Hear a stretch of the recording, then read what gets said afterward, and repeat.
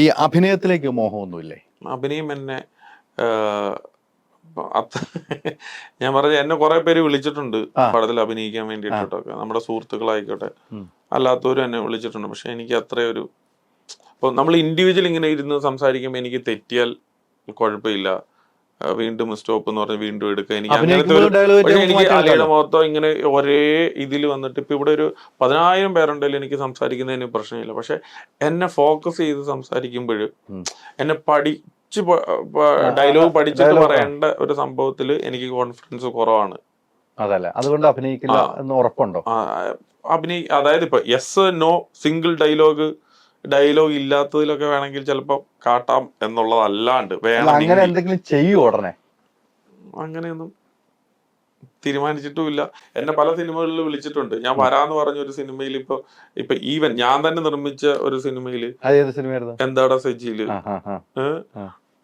ഞാൻ ചെയ്യേണ്ട ഒരു റോളാണ് ബൈജു എഴുപുന്ന ചെയ്തത്. അത് ഒരു ചിരി കിട്ടുന്ന ഒരു ഹ്യൂമർ വേഷമായിരുന്നു. പക്ഷെ എന്താന്ന് വെച്ചാൽ ഞാനെല്ലാം ഓക്കെ ആയി പരിപാടികളെല്ലാം പറഞ്ഞു നിന്നപ്പോ വെളുപ്പിനേറ്റപ്പോഴത്തേന് എന്റെ ഫുൾ കോൺഫിഡൻസ് പോയി. രാവിലെ ഞാനപ്പോ ഒരു വെളുപ്പിന് ഒരു 5 മണി 6 മണി ആയപ്പോഴത്തേന് ഞാൻ മറ്റേ ബൈജു എഴുപനെ വിളിച്ചു, എനിക്ക് വേണ്ടിയിട്ട് ഒറ്റ ഒരു ഉപകാരം ഈവൻ ചെയ്യണം, ഞാൻ എന്റെ സിനിമയാണ്, ഞാൻ നിർവഹിക്കുന്ന സിനിമയാണ്, ഞാൻ ചെയ്യാന്നായിരുന്നു വിചാരിച്ചത്. അപ്പോ എനിക്കതിപ്പോ കോൺഫിഡൻസ് കിട്ടുന്നില്ല. കാരണം അതൊരു ഭയങ്കര ചിരിയുടെ അതൊരു പെർഫോമോ അല്ലെങ്കിൽ ഡയലോഗ് ഒക്കെ പറയേണ്ട സംഭവമാണ്. നിങ്ങൾ എന്തുപകാരം വേണേലും ഞാൻ നിങ്ങൾക്ക് ചെയ്യാം, നിങ്ങൾ ഇതൊന്ന് പോണം, എനിക്ക് വേണ്ടിട്ട് ഈഗോ നോക്കരുത്. ഇന്ന് ഷൂട്ട് ചെയ്യേണ്ട സിനിമയാണ്, നിങ്ങൾ ഇപ്പൊ രാവിലെ ഇപ്പൊ തന്നെ ഇറങ്ങിയാലേ ഉള്ളൂ അങ്ങ് തൊടുപുഴയിൽ പോയി എത്തണം. എന്നിട്ടത് ചെയ്യാൻ പറ്റിയില്ല. അങ്ങനെ അത് ബൈജു എഴുപുന്നെയാണ് അത് പോയി ഈവൻ ചെയ്തത്. ഇപ്പൊ നിവിൻ പോളിയുടെ സിനിമയുണ്ട് ബോസ് ആൻഡ് ഗോ എന്ന് പറയുന്നത്, നമ്മുടെ സിനിമ തന്നെ.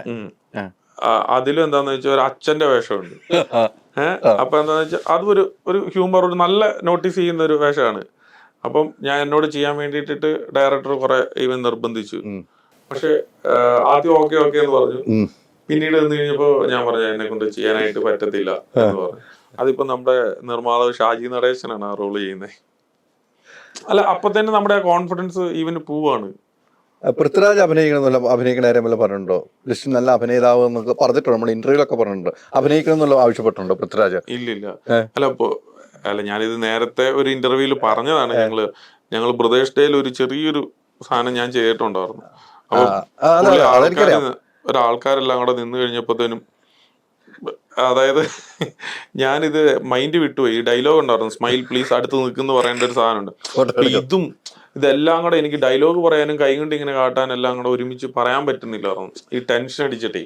അതിന്റെ ഇടയ്ക്ക് അപ്പത്തേനും പൃഥ്വിരാജ് ഒച്ച വിളിച്ചിട്ട് പറഞ്ഞു, എടോ അറിയാമല്ലോ ഇട്ടിട്ട് പോടോന്ന് പറഞ്ഞു.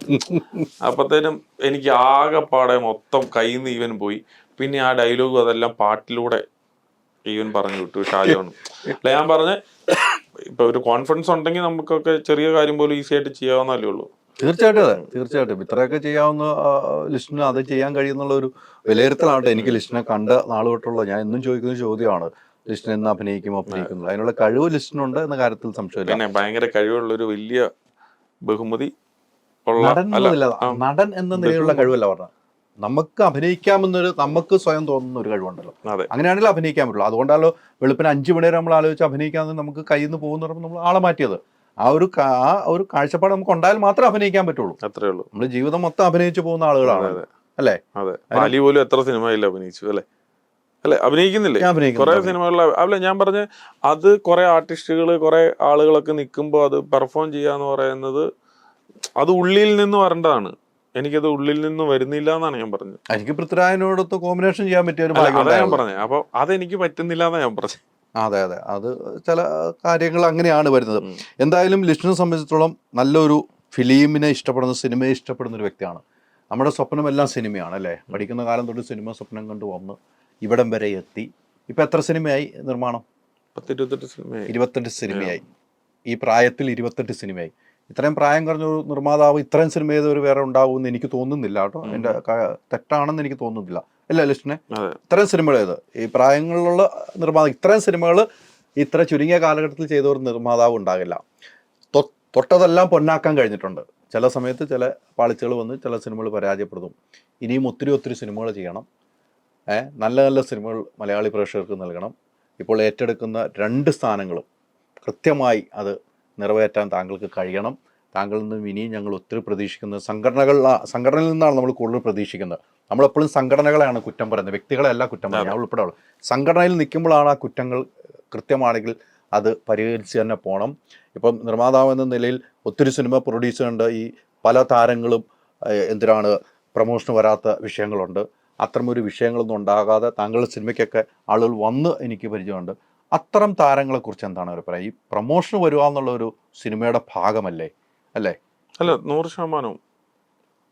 അല്ല, ചില കാര്യങ്ങൾ ഇപ്പം നമ്മളിപ്പോൾ ചില ഡേറ്റുകൾ മാറി, അതെ, എൻ്റെ സിനിമകളിൽ ആർട്ടിസ്റ്റ് പ്രൊമോഷന് വരാതെ ഉണ്ട്. കാര്യം നമ്മളതെന്താണ് പറയാത്തതെന്ന് ചോദിച്ചാൽ, നമ്മൾ സിനിമ പ്ലാൻ ചെയ്ത സമയത്തല്ല നമ്മൾ റിലീസ് ചെയ്തത്.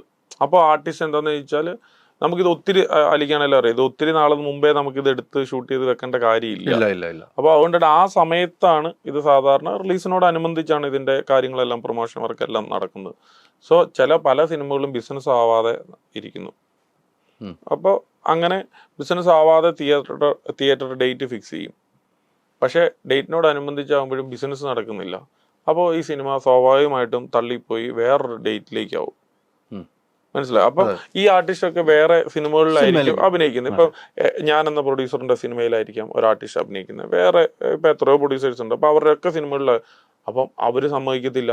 അവിടെയുള്ള ആർട്ടിസ്റ്റിൻ്റെ കോ ആർട്ടിസ്റ്റുകളുണ്ടല്ലോ, അവരുടെ ഡേറ്റ് ചിലപ്പോൾ ഇപ്പോൾ ഇന്ന ഒരാൾ പോയി കഴിഞ്ഞ് കഴിഞ്ഞാൽ ആ ആർട്ടിസ്റ്റിന്റെ ഡേറ്റ് പിന്നെ കിട്ടുന്നത് 1 മാസം കഴിഞ്ഞിട്ടായിരിക്കാം.